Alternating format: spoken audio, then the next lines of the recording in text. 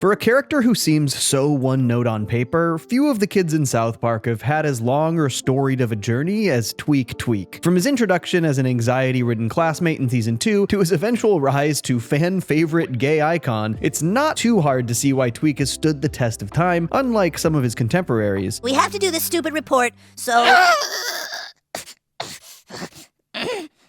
Although Tweek absolutely lives up to his name, there's actually a lot more to him than just his crash outs. So join me as we explore South Park's most worried warrior, Tweek Tweak. I think the only person who is more anxious than Tweek is me when it comes to anything health related. I'd go through the same exact pattern time after time. The absolute tiniest symptom would have me spiraling down an internet rabbit hole, convinced I have 6 months to live. And the only thing that ever brought me any sense of relief was actually talking to a doctor who listens to and talks me through my concerns. And the absolute best tool for finding that kind of doctor is today's video sponsor, Zocdoc. Zocdoc is a completely free website that helps you find high-quality, in-network doctors so you can find yourself a physician who actually listens to your needs. In-network appointments, more than 150,000 providers across all 50 states. We're talking mental health, dental health, eye care, skincare, everything in between. You can search by symptom or specialty to find the care you need, whether you prefer an in-person visit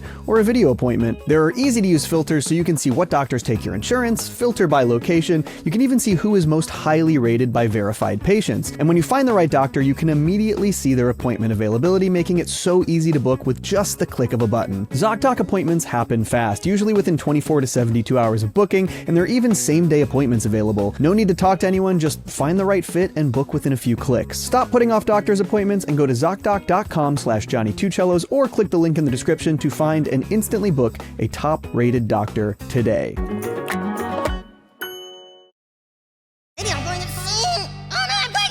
Tweek was introduced in Season 2's Gnomes, which immediately gives us a complete picture of who he is. The boys and Tweek are grouped together to do a report on current events, and Tweek cracks under very little pressure right away. Oh, sweet Jesus, please! Dude, we can't work with this kid.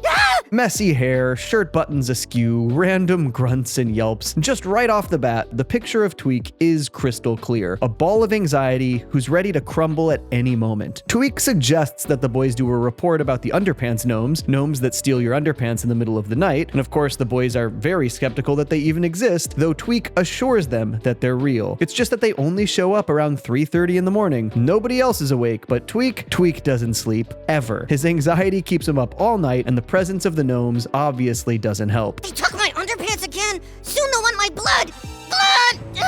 As we see, Tweek is worried about just about everything around him. I thought this was so funny. Look at his list of catchphrases on the wiki here. Most of them are just writing out all the different ways he screams. His mind typically goes to the worst case scenario, even when there's no logical reason to do so. What are they talking about? I don't know. Maybe they want to kill us! That said, Tweek's freakout moments aren't always completely unjustified. I mean, the underpants gnomes were real, just psychologically torturing this kid every single night. But nobody really believed him until they saw the proof themselves. And like, who wouldn't go insane if they were forced to go commando all the time? Tweek seems to be an avid news watcher as well, causing him to spiral about more macro problems like the state of the world. We first see this in Child Abduction Is Not Funny. These were the pre-internet days of stranger danger panic, which Tweek interprets to mean he should be afraid of everyone. He's terrified of being abducted to the point of not trusting an old lady or a cashier or a poor handicapped man stuck on a railroad. He's eventually visited by the ghost of human kindness, who turns out to be an actual kidnapper. Tweek's paranoia, while extreme, is somewhat understandable. He freaks out about global affairs on multiple occasions, expressing concerns of terrorism more than once, unprompted. What if they get us all, man? I mean, Christ!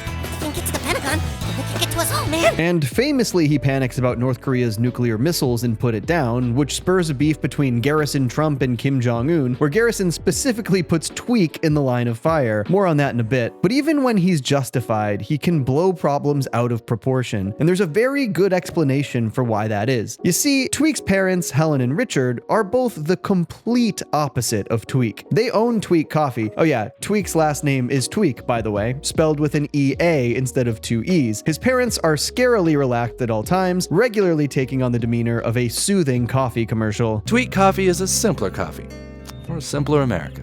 You would think Tweek's parents being calm would lend to Tweek having a stronger support system, but on the contrary, it is exactly because of them that Tweek is the way he is. For starters, they keep giving him coffee, which by itself would make any 8-year-old wired. However, it's what's in the coffee that exacerbates the problem. It's revealed in Stick of Truth that the Tweeks put meth in their coffee. Yeah, so Tweek is literally tweaking 24/7. On top of essentially giving their son hard drugs daily, his parents usually make his anxiety worse by either leaning into exactly what's scaring him or by obliviously ignoring his feelings entirely, even when he's making it extremely obvious. Hello, son. How was your day?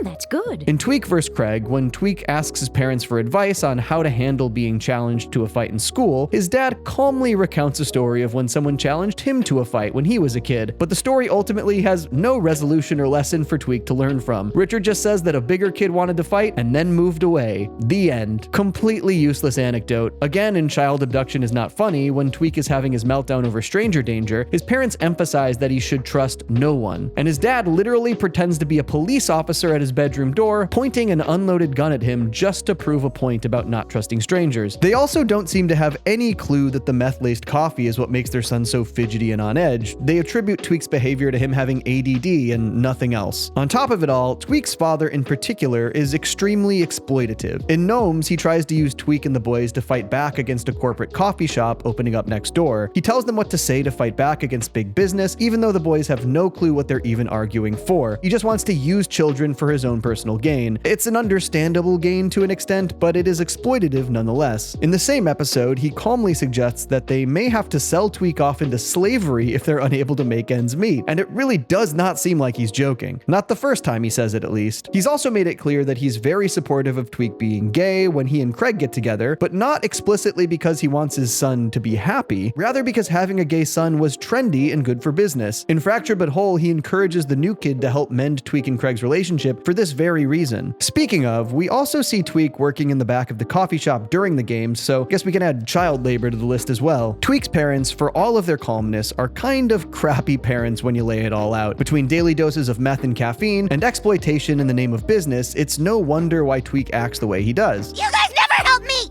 Your stories never go anywhere! I hate it! I want out! I want out! Cracking under even the slightest bit of pressure is definitely not a trait you want to have in the world of South Park, which is why one of Tweek's most memorable plot points comes together so well. Tweek. Now there's an interesting choice. As I'm sure many of you know, Matt and Trey intended to kill Kenny off for good in the Season 5 episode, Kenny Dies. Immediately after, for the first chunk of Season 6, Butters became the replacement stand-in for Kenny as the fourth boy of the group. However, in Season 6's Professor Chaos, the boys kick Butters out of the group and start looking for a replacement The Bachelor style, roses and all. Of all the boys in South Park, it was Tweek that was chosen to be the fourth member of the group, ostensibly becoming the new Kenny. So Tweek was a part of the main cast from Season 6's Simpsons Already Did It to Child Abduction Is Not Funny, making Tweek the only kid to be an official part of the main group of boys outside of Butters, which is a pretty high honor. Matt and Trey's initial idea for Tweek replacing Kenny was to essentially have a new fourth kid every episode run, or in Season 6's case, for 1/3 of the season, which is exactly how long he lasted. The last episode of Tweek's run as one of the core four aired in July 2002. The very next episode and the start of the new run was A Ladder to Heaven, which aired in November 2002, and he is not only absent as part of the main cast in the episode, but missing altogether. In that episode, Cartman eats Kenny's ashes, which causes him to absorb Kenny's soul and ends up leading to his anticlimactic return in Red Sleigh Down. Matt and Trey scrapped the whole rotating fourth kid idea, but it's interesting to think about a world where we just got a different kid in that slot every single run. I would have loved to have seen them do Craig or Tolkien, but I'm glad they brought Kenny back. A world without Mysterion is a world I do not want to live in. All that being said, Tweek wasn't necessarily meant to be a permanent replacement. In fact, Matt and Trey didn't even know who the new kid was going to be until Tuesday night, one night before airing. You may be wondering, why Tweek? Well, there was actually no real specific reason they chose Tweek. They just kind of said, F it, since they were going to rotate the fourth kid anyways. So how does Tweek fare as one of the boys? Well, he does seem to get along with them for the most part without the animosity that Craig had. However, unfortunately for Tweek, he joined the group during an era where the boys were having asinine adventures weekly. Becoming the fourth friend during this time in the show's run, basically the worst possible outcome for someone whose entire personality is built around stress. Literally, his first episode as the fourth friend is when the boys think they murdered their teacher. That really sets the tone. And as we know, Tweek has panicked over much less. Okay, now put on the nose, Tweek.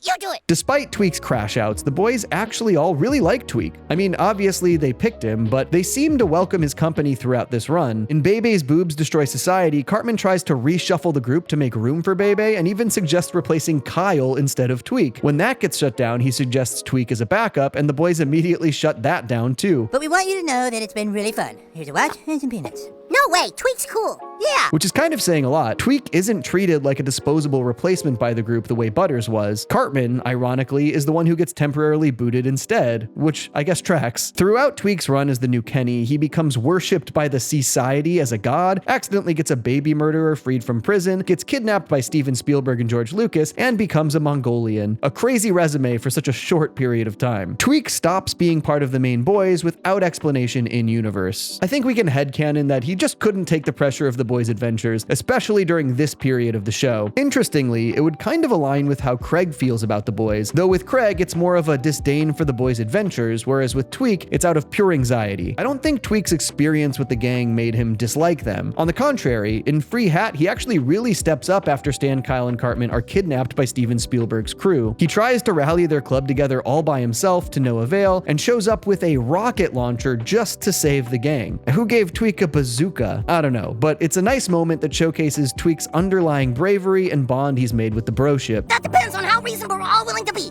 All I want are my friends.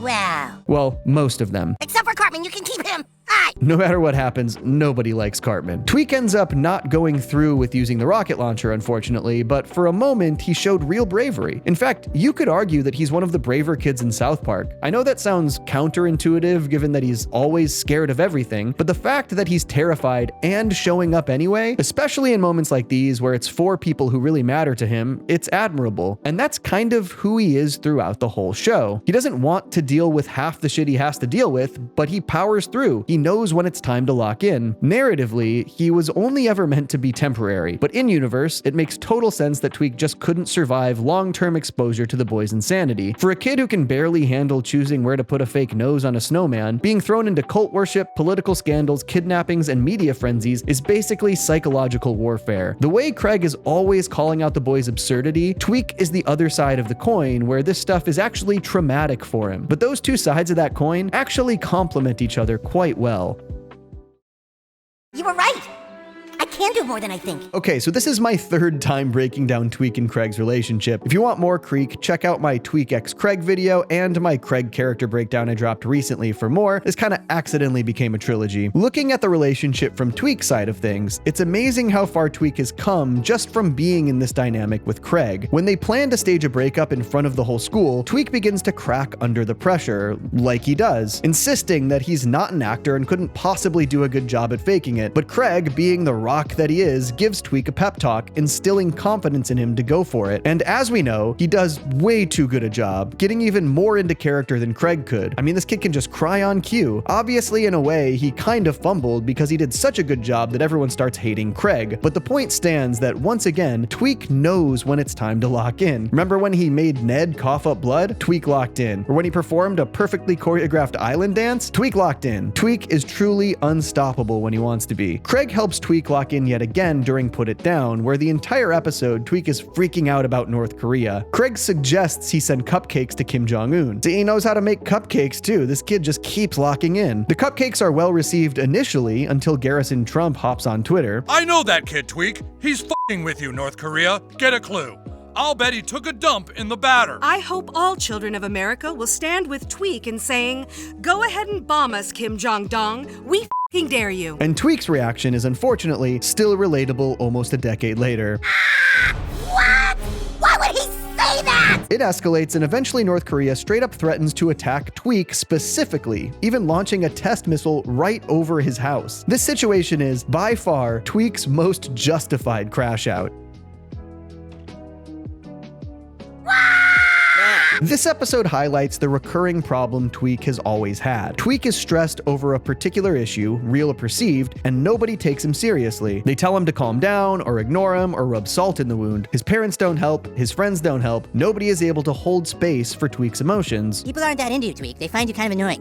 Now, I'd say you've got one last shot here, and I don't want you to blow it, okay? Does that help take the stress off? But as I've discussed on the channel previously, Craig comes to the conclusion that he needs to stop approaching every situation with logic and start embracing feelings. And so, for the first time, we have a character calmly yet supportively listening to Tweek, asking questions, lending an ear. It's no wonder Tweek appreciated Craig so much here. Tweek's whole life, people have been unwilling or unable to offer the kind of support he needed. And in this one conversation, we see what happens when somebody finally does. Tweek is able to talk through everything, calm down, and come up with a solution. He goes from violently mashing the piano at the beginning of the episode to composing an entire piece by the end of it, and it's in large part thanks to Craig's ability to keep him grounded. And as we talked about in the Craig video, Tweek is able to show Craig the opposite, allowing him to get more in touch with his own emotions. Though they're not the main focus, one of the more ironic Tweek and Craig episodes is Buddha Box. It completely reverses the emotional roles in Craig and Tweek's relationship. This time, Craig is highlighted as the one with anxiety, and even more ironic, Craig's anxiety simply comes from the pressure of being in a relationship with someone who is emotionally sensitive and high-strung, always needing more attention. Craig, who is usually one of the most emotionally flat, least reactive kids in South Park, feels like he has to walk on eggshells with Tweek. He's worried about saying the wrong thing and triggering another Tweek spiral. And instead of actually talking through that pressure, Craig does what most of the town does in this episode. He shuts down completely using the Buddha Box. Obviously, the whole thing started with Cartman's influence, but the Buddha Box is a very Craig product. Craig isn't one to spiral about his anxiety. He 100% would go the more avoidant route like he does here, and it's pretty rich that Tweek is supposed to try and understand Craig's anxiety during the support group, as if he doesn't have any idea what that feels like. So while the episode presents Craig as having anxiety, it manifests more as emotional avoidance, especially when compared to Tweek's experience with anxiety. Tweek has been living with emotional overload his entire life. On the other hand, Craig is only uncomfortable now that he has to actually participate in someone else's emotional world, namely Tweek's. And even though Craig goes about it the wrong way, I have to admit, Tweek would probably overwhelm even the most patient person from time to time. Obviously, we know that they work it out in the end, but I hope we get to see more Tweek and Craig in the upcoming seasons. It feels like it's been a while since we've really seen them together in action, and I think it's a great character dynamic. Oh man, that is way too much pressure! On the surface, Tweek is the screaming kid, the meth and coffee gremlin who panics at making paper hats and catastrophic world events in equal measure. But underneath that, Tweek is one of the show's most consistently human characters. His fear is exaggerated, sure, but it's rooted in neglectful parenting, chemical dependency, and a world that constantly proves his worst thoughts might actually come true. His brief stint as the fourth boy highlights this perfectly. The boys got annoyed with Tweek here and there, but he weirdly fit in with them even more than Butters. Ultimately, he was just too incompatible with the level of insanity the boys tend to attract. Though it is obviously hysterical when Tweek is thrown into the worst, most absurd scenario you could possibly imagine. Why does your organization want to free Hat McCullough, the convicted, confessed serial murderer of 23 babies? I believe that can best be answered by our official spokesman, Tweek. But it pointedly makes him feel more real than many other characters. Anyone can survive South Park if they're numb or dumb enough. Tweek, on the other hand, feels everything, and he keeps showing up anyway. He moves through his fear no matter how badly he's trembling. Don't stop.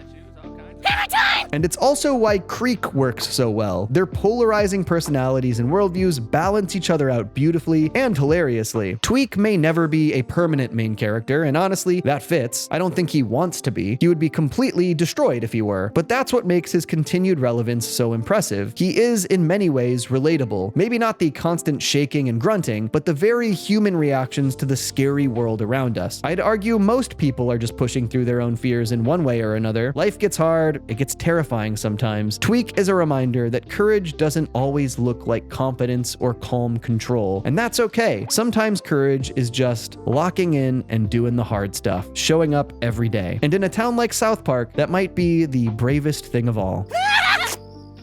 I pulled out my hair! Folks, thanks so much for tuning into another South Park video. This one was actually written by Mykal Williams, who has been helping me out with the channel for a while now. His work is great. This is an excellent script from Mykal. Please check out his other work on his channel Go Play Hero, and stay tuned for more. Peace. I stay mellow watching Johnny two cellos. He talks cartoons, he's a really cool fellow. He keeps you posted on adult cartoons. If that's what you're into, then grab a spoon and a very big bowl of your favorite cereal. Feels like Saturday morning cartoon material. Johnny two cellos, watch him on YouTube. Now enjoy this groove and bust a move.